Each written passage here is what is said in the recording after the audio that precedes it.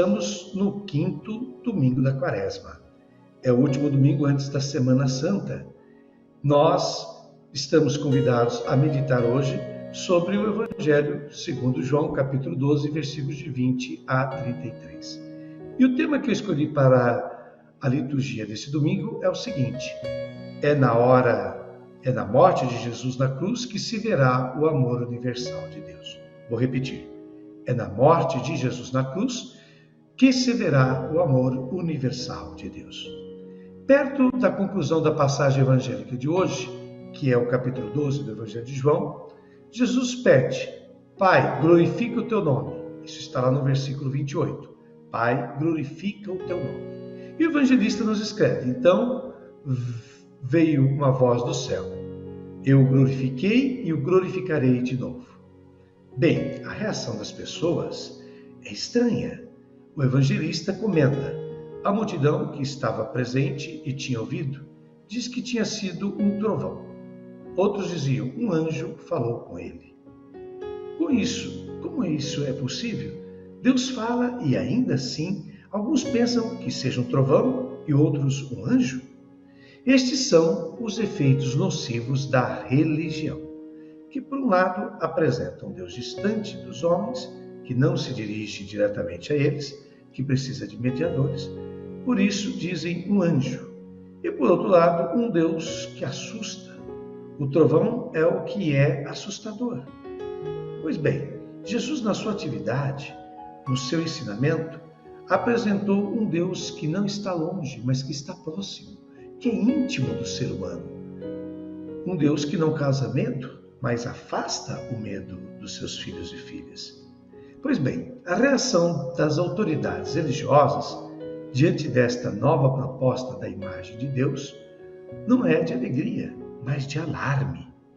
Houve uma dramática reunião do Sinédrio, onde o sumo sacerdote disse: se o deixarmos fazer isso, todos acreditarão nele, como está lá em João capítulo 11, versículo 48. Há alarme entre as autoridades religiosas e pouco antes do início da passagem de hoje, estão os fariseus, agora desconsolados, que dizem uns aos outros: estáis vendo que nada conseguis? Olhai, o mundo se foi atrás dele. Está lá no capítulo 12, versículo 19 de João. Por que isso? Ora, em cada pessoa existe um desejo de plenitude de vida. E as pessoas sentem em Jesus, no rosto do Pai, que ele apresenta, a resposta ao seu desejo de plenitude de vida. Por isso todos acorrem a Jesus. Comecemos então a ler o Evangelho deste domingo. Comecemos pelos versículos 20 e 21 do capítulo 12 de João, que você já pode ler aí na sua telinha. Naquele tempo, havia alguns gregos entre os que tinham subido a Jerusalém para adorar durante a festa. Aproximaram-se de Filipe, que era de Betsaida da Galileia, e disseram: Senhor, gostaríamos de ver Jesus. Ora, e entre aqueles que vão atrás de Jesus, escreve o evangelista, há alguns que subiram para o culto, mas, em vez de ir ao templo, sentem-se atraídos por Jesus, porque nele se manifesta e se torna visível a plenitude do amor do Pai. O evangelista nota que havia também alguns gregos. Por gregos se quer dizer estrangeiros. Estes não se atrevem a aproximar-se de Jesus porque conhecem a desconfiança dos judeus para com os pagãos e por isso procuram alguém mais aberto entre os discípulos e encontram na pessoa de Filipe, porque Filipe tem nome grego e por isso se presume que tenha uma mentalidade mais aberta. E lhe perguntam: Senhor, gostaríamos de ver Jesus. Prossigamos agora lendo os versículos de 22 a 23, sempre do capítulo 12, segundo João. Filipe combinou com André e os dois foram falar com Jesus. Jesus respondeu-lhes: chegou a hora em que o Filho do Homem vai ser glorificado. Mas Filipe, que tinha sido tão ousado em levar Natanael a Jesus, desta vez hesita. Vai perguntar a quem? A André, o outro dos discípulos que tem nome grego. Isso faz-nos compreender a grande dificuldade de abertura por parte da comunidade de Jesus ao mundo dos pagãos, ao mundo dos estrangeiros, a resistência que havia. A resposta de Jesus parece não ter nada a ver com este pedido de ser visto, porque Jesus diz: chegou a hora de o Filho do Homem ser glorificado. Jesus está falando aqui sobre sua morte na cruz. Na realidade, a sua resposta significa: porque é na morte de Jesus na cruz que se verá o amor universal de Deus. Um amor que não está reservado a um povo, a um grupo, mas a todos aqueles que o acolhem. É por isso que na cruz de Jesus, o sinal com os motivos de sua morte foi colocado nas 3 línguas principais daquela época: a língua local, que era o hebraico, a língua dos governantes, o latim, e o que era conhecido na época como universal, a língua grega. O amor de Deus, portanto, é universal. Prossigamos agora lendo dos versículos 24 a 33 do Evangelho de hoje.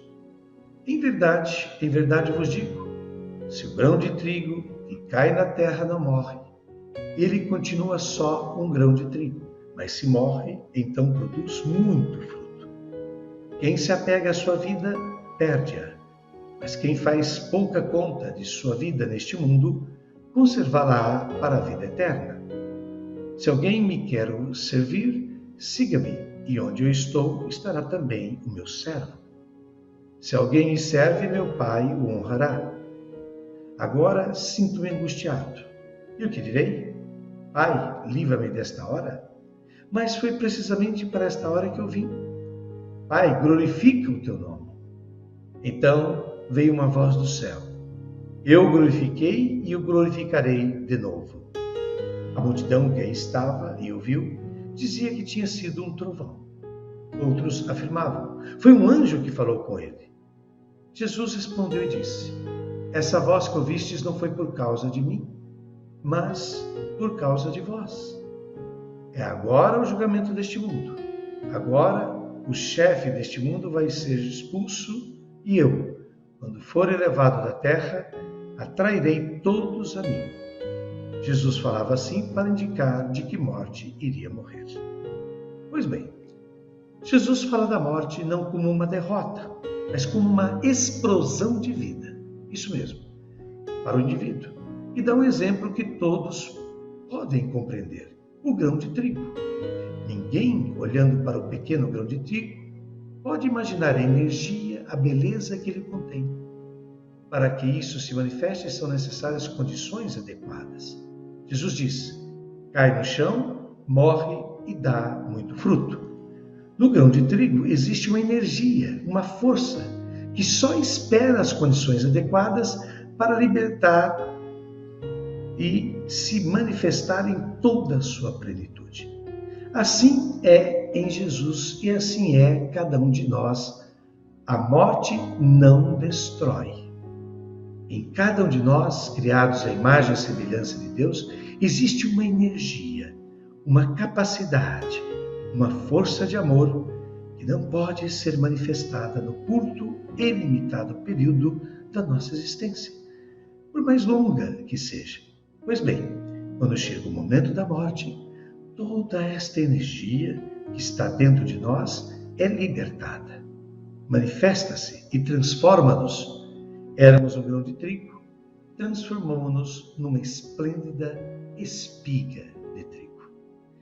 Pois bem, após essa explicação que Frei Alberto Maggi nos dá do texto do Evangelho neste domingo, eu faço agora as minhas considerações pessoais como de costume.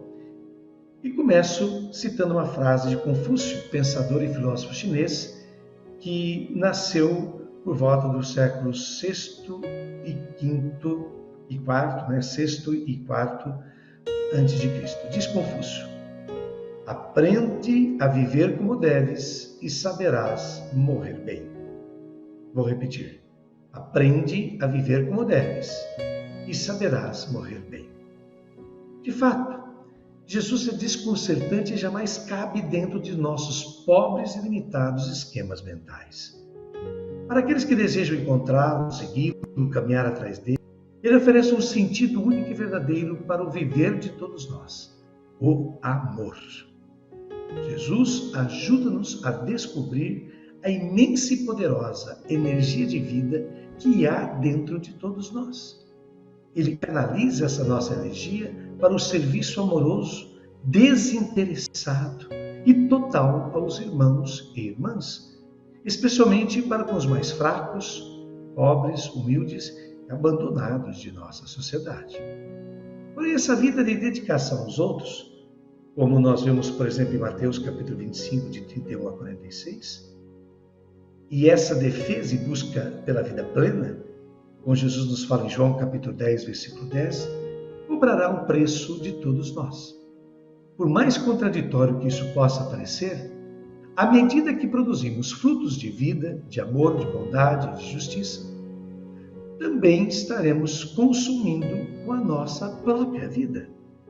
Somos como uma vela, que para produzir luz deve consumir-se e desaparecer em meio à luz que gera.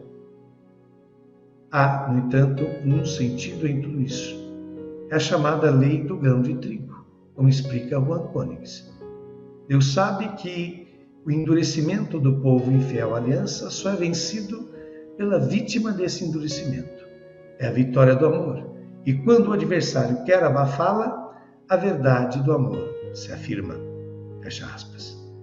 Portanto, ainda segundo Königs, abre aspas, a justiça se vê afirmada e vencedora na hora em que a violência a quer suprimir. Fecha aspas. Portanto, na doação total do Filho de Deus, se dá a vitória sobre o mal que nos oprime. O mesmo acontece quando também nós nos doamos completamente aos nossos irmãos e irmãs, consumindo a vida que temos nesta terra, transformando-a em uma vida mais plena e digna deste nome. Esta é a vida na intimidade de Deus.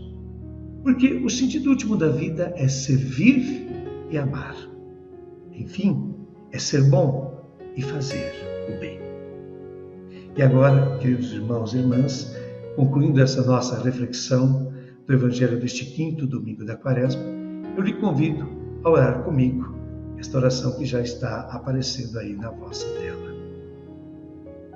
Senhor nosso Deus, desvia os discípulos do teu Filho dos caminhos fáceis da popularidade, da glória barata, e leva-os aos caminhos dos pobres e dos flagelados da terra, para que possam reconhecer nos seus rostos o rosto do Mestre e Redentor. Dá olhos para ver os caminhos possíveis para a justiça e a solidariedade, ouvidos para ouvir as questões de sentido e salvação de muitos que estão tateando.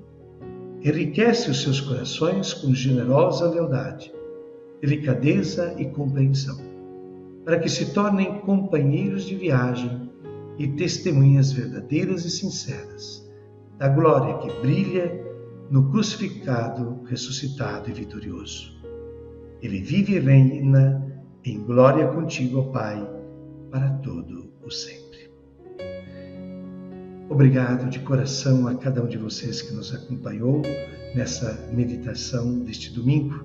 Deus abençoe a todos e todas e nos conceda uma ótima preparação para a Semana Santa que se aproxima. Até lá, se Deus quiser.